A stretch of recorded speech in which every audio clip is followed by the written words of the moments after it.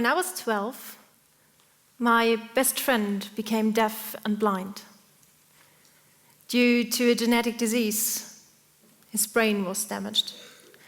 And so he lost his ability to see and hear. But he survived, which probably is the most important thing, isn't it? I could now tell you stories about living in a hospital for more than 1 year and having Christmas with doctors and nurses instead of your family and friends. Or about all of these tiny little problems that occurred, finding the way to the bathroom, what to play, how to communicate. But all of these problems, for us, as we were 8 and 12 years old, didn't felt at the most annoying problems. There were one problem that really annoyed us a lot, but this wasn't about us. This one problem was about the people around us. People just started to treat us differently. They started to see me as a kind of a professional working with him. They did something like, "Oh, it's so nice of you that you are still visiting him. I'm meeting my friend. What's the point?" People couldn't imagine that little poor boy, deaf, blind, has just friends. Or at least no friend without any disability, her or himself. Sometimes people really were like staring at us. Can you imagine a scene in a cafe? Person sitting there, just 5 minutes long, doing nothing but... Don't do that. Please don't do that. We just invented a game. We sit next to each other, and then I did something like... And he was like, I know. And he started to turn his head real slowly. And if I did it again, he knew, there's the person staring at me. And then we just waved. And the people were like, oh, I'm sorry, I didn't mean to, calm down, it's no problem, but come on, ask whatever you want to know. But please don't stare at us. Don't do it.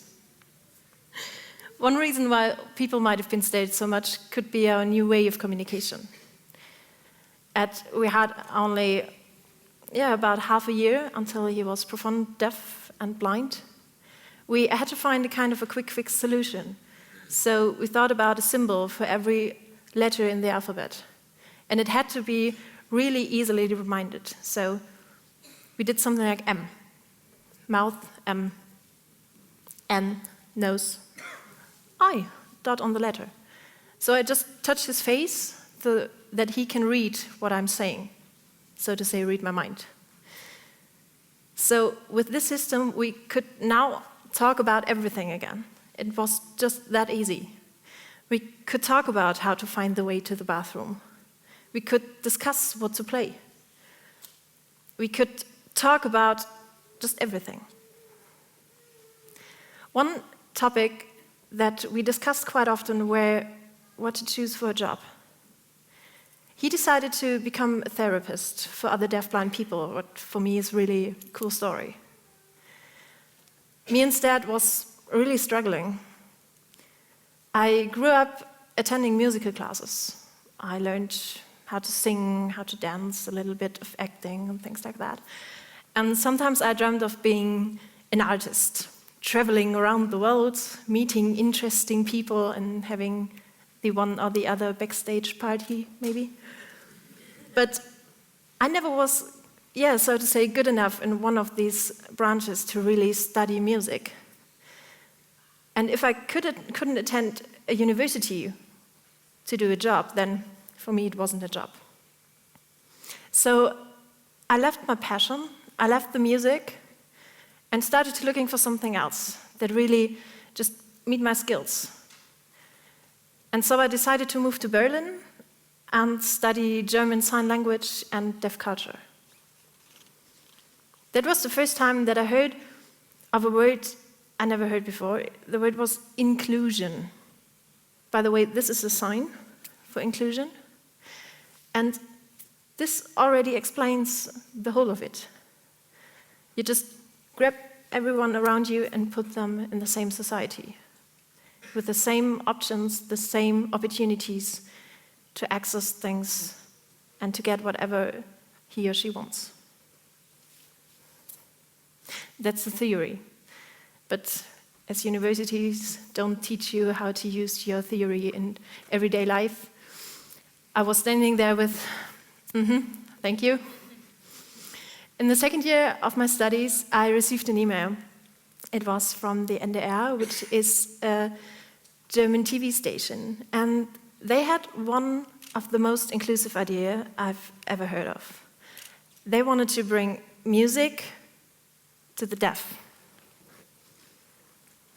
I first read their email and was like, nice idea, but impossible. How would you do that? They can't hear, I'm sorry, but it's music and they can't hear. So, how to do? But then I thought about it again and was like, hey, if an 8-year-old deafblind and a 12-year-old little girl can invent a new language, how impossible could it be to bring music to the deaf? So we decided to produce videos together.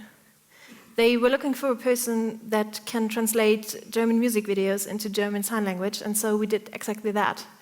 We put the first videos on the internet and it was just amazing. It was a start of something for me feels like a fairy tale. We had thousands of clicks, hundreds of emails. It was just crazy, really, really crazy. We have here tonight with us wonderful Ella Ronan, and might you lend me a part of your song, which I really do like, to just illustrate how music and sign language looks like. So maybe we can do the first part and stop after the first refrain. Sounds good. Okay. So, thank you.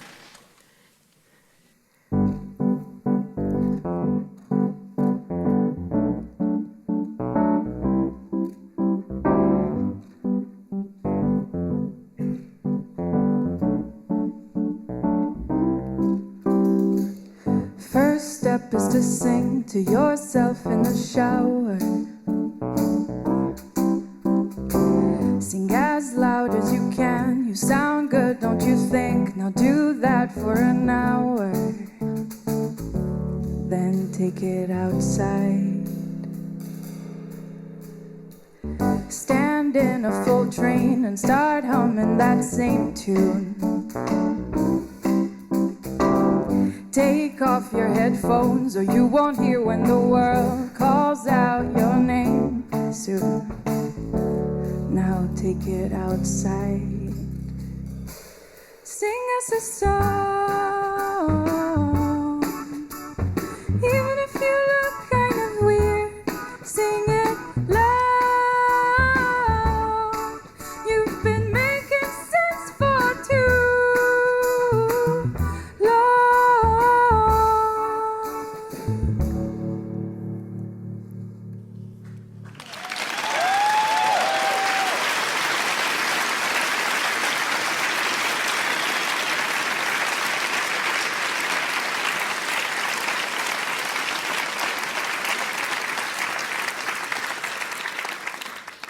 What you can see is that sign language is now not anything like standing on the same position and do the signs.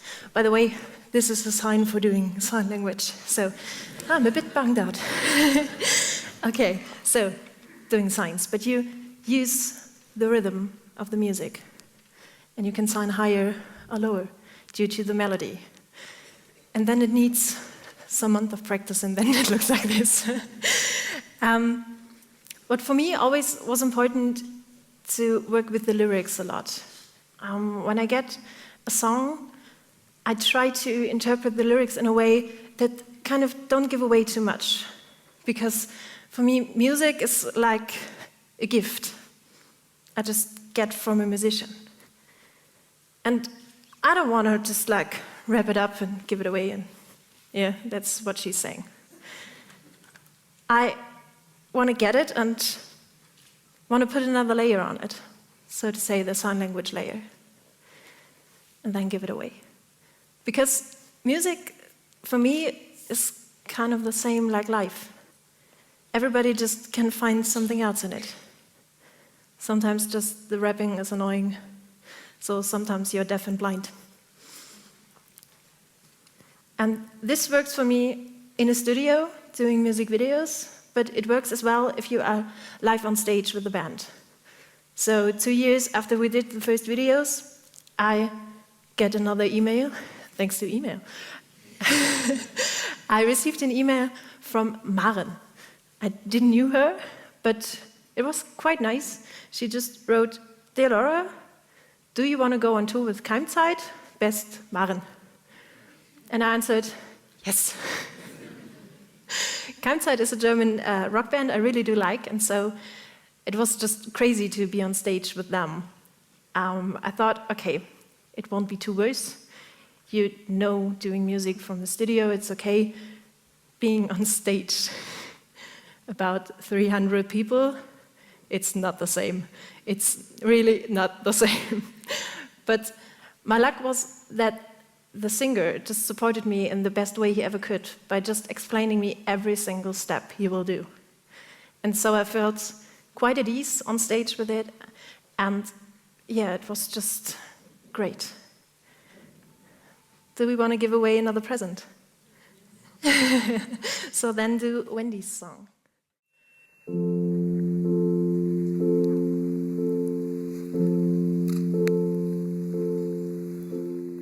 Peter sits with me tonight on a bench out by the lake. He brought imaginary tea, I brought imaginary cake. We haven't seen each other since we both were very small. And since then everything has changed, and nothing changed at all. You know I didn't mean to grow up, I tell him looking at the ground. I hope you know all this was not my choice, and that I've always left my window open, but far too many times what I heard was not your voice.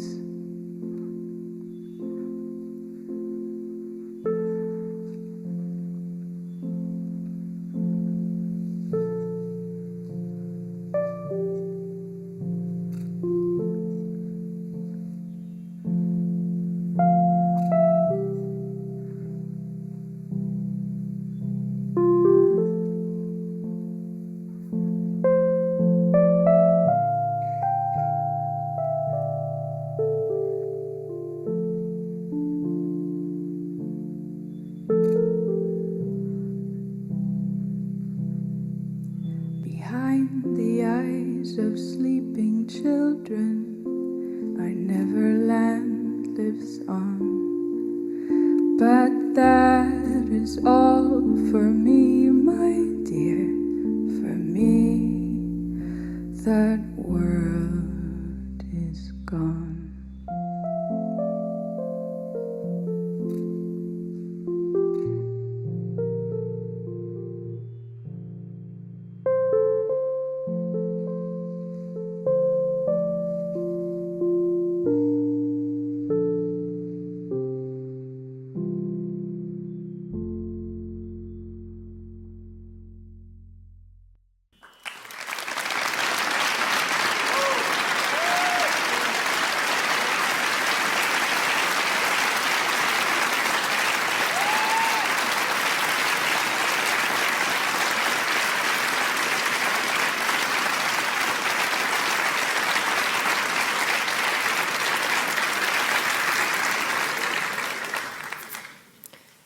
After the very first concert, there was an older man came to me.